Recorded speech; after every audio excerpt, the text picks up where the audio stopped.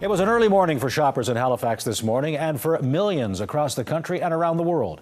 After months of hype, the latest version of Apple's iPhone went on sale at 8 o'clock this morning. Global web producer Nick Logan was there when the doors opened to catch all the excitement.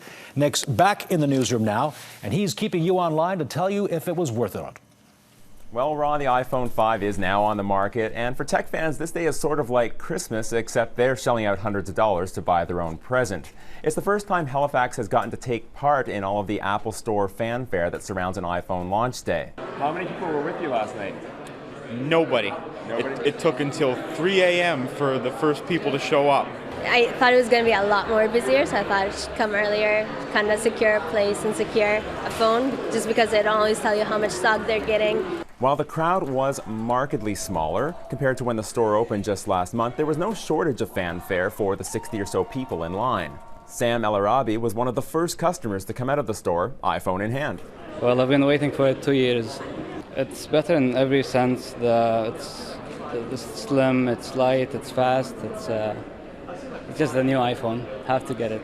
So what's the big deal? It's just a phone, right? Well, Apple is the richest company in the world, and its stock value has topped $700 a share, a little more than what it cost to buy the phone without a contract. So it really is the biggest business story of the day, but there's more to it than that. And I don't think that there's any phone maker in the world that can have thousands of people lining up around the world on launch day to get their phone. That's a great thing for Apple. It's a good thing for the whole industry.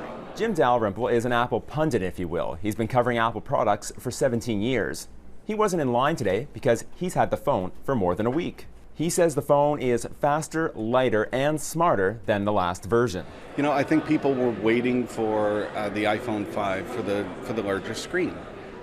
That was the big thing I think that people were waiting for, but in reality they changed every component inside the phone. But nothing's perfect. There have been criticisms of the Apple Maps program, and some say the updates weren't that much of an improvement over last year's iPhone 4S.